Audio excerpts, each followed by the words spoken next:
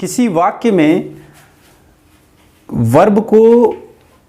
Verb के द्वारा दो शब्दों या फिर शब्द समूहों पर इफेक्ट पड़ता है, प्रभाव पड़ता है, और वो होते हैं सब्जेक्ट और दूसरा होता है ऑब्जेक्ट। जब किसी सेंटेंस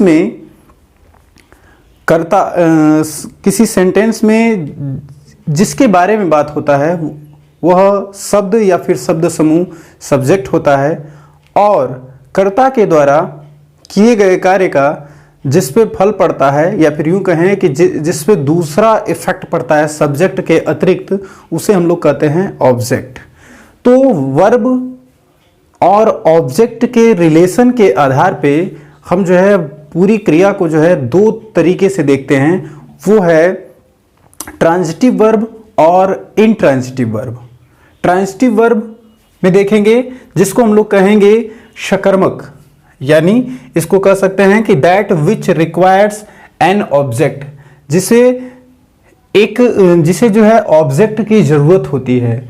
जिस वाक्य के बनने में ऑब्जेक्ट की जरूरत हो, ऐसे सेंटेंस जो होते हैं, ऐसे सेंटेंस जो है ट्रांजिटिव वर्ब से रिलेट करके बनते हैं। तो वैसे सेंटेंस जैसे मोहन प्लेज क्रिकेट, आप देखेंगे मोहन क्रिकेट खेलता है, तो मोहन क्या है? सब्जेक्ट है,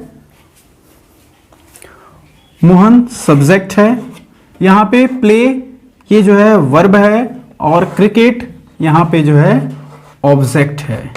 तो आप ध्यान रखें कि ऑब्जेक्ट क्या होता है। ऑब्जेक्ट प्रायः जो है क्रिया के बाद आता है, क्रिया के बाद आता है। तो यहां पर देखिए कि मोहन के द्वारा खेलने की क्रिया का प्रभाव जो है किस पे पड़ रहा है? क्रिकेट पे। अभी हमने कहा कि किसी सेंटेंस में दो तरह के, किसी सेंटेंस के अंदर सब्जेक्ट और ऑब्जेक्ट के ऊपर जो है क्रिया का प्रभाव पड़ता है। तो आप देख सकते हैं, आप थोड़ा सा प्रश्न करके देख लें, कौन क्रिकेट खेलता है? तो मोहन। मोहन क्या है? सब्जेक्ट।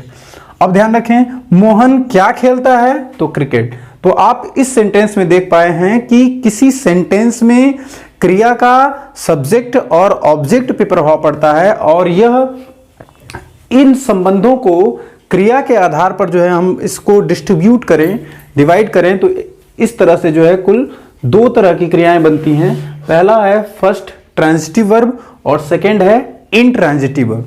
अगला उदाहरण देखेंगे हम लोग, he likes the season of winter. आप देखें यह जो है क्या है? एक जो है शब्दों का समूह है जो ऑब्जेक्ट की तरह सेंटेंस में प्रयोग हुआ है। ही लाइक्स वह पसंद करता है जाड़े के सीजन को, मौसम को। अगला देखें तीसरे, you have helped my family. तो आप देखें इस सेंटेंस में जो है यहां पर देखेंगे ये हमारा क्या है? वर्ब है।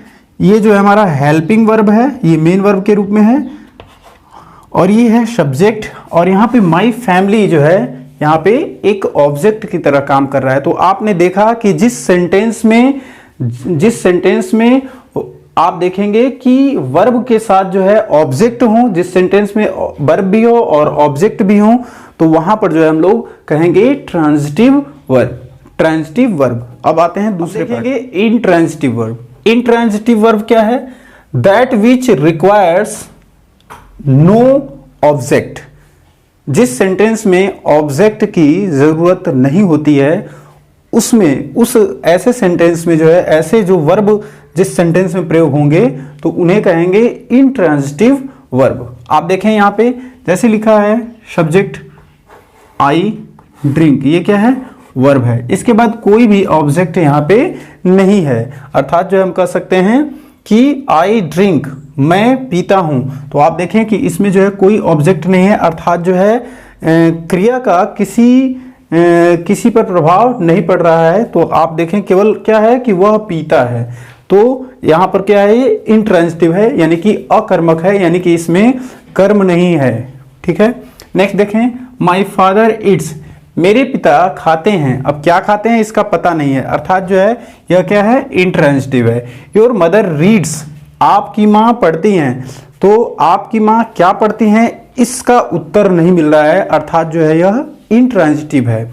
अब देखेंगे कि इंट्रांजिटिव और ट्रांजिटिव में जो दो तरह के ऑब्जेक्ट प्रयोग होते हैं, इस सेंटेंस में जो दो तरह के ऑब्जेक्ट प्रयुक्त होते हैं वो जो है डायरेक्ट और इनडायरेक्ट होते हैं। लेकिन कौन सा ऑब्जेक्ट जो है पहले आना चाहिए और कौन सा बाद, क्या डायरेक्ट को पहले रखा जाए कि इनडायरेक्ट को, इसका उत्तर इस उदाहरण से हम लोग जो है समझेंगे कि किसी सेंटेंस में जो ऑब्जेक्ट होते हैं वो ऑब्जेक्ट जो है किस ऑब्जेक्ट को पहले रखा जाए। साधारणतः किसी सेंटेंस में आप देखें यहाँ पे ये सब्जेक्ट है, ये वर्ब है और ये जो है इनडायरेक्ट ऑब्जेक्ट और ये है डायरेक्ट ऑब्जेक्ट। तो साधारणतः जो है सबसे पहले जो है क्रिया के जस्ट बाद, यानी कि सेंटेंस में सबसे पहले जो है इनडायरेक्ट ऑब्जेक्ट को रखा जाता है। जैसे आप देखें यहाँ पर भी वॉइस क्या है, इनडायरेक्ट ऑब्जेक्ट। यहाँ पर भी देखें अस, ये भी क्या है, इनडायरेक्ट ऑब्जेक्ट। किंतु यदि हम चाहें दूसरे तरीके से कहना कि अगर हम चाहते हैं कि इसको आगे रखें और इनको पीछे, तो क्या करना होगा, क्या वह सेंटेंस जो है सही माना जाएगा, तो उसे हम जो है सही मान सकते हैं, किंतु उसमें एक चेंजिंग क्या होगी आप देखेंगे। जैसे हम लिखेंगे राम गिफ्ट्स हो जाएगा यहाँ पे गिफ्ट्स। अब यहाँ पे मी नहीं लिख करके हम लिख रहे हैं अ बुक। अब यहाँ पे लेकिन लिखना पड़ेगा टू मी। तो इस तरह से यह सेंटेंस करेक्ट हो सकता है। अगला देखें, अब इसको क्या करेंगे, अब लिख सकते हैं he told a story to boys. उसी प्रकार से आप जो है इसे कर सकते हैं सी ब्रॉथ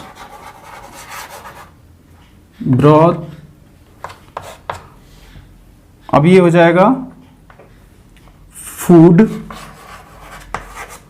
टू अस।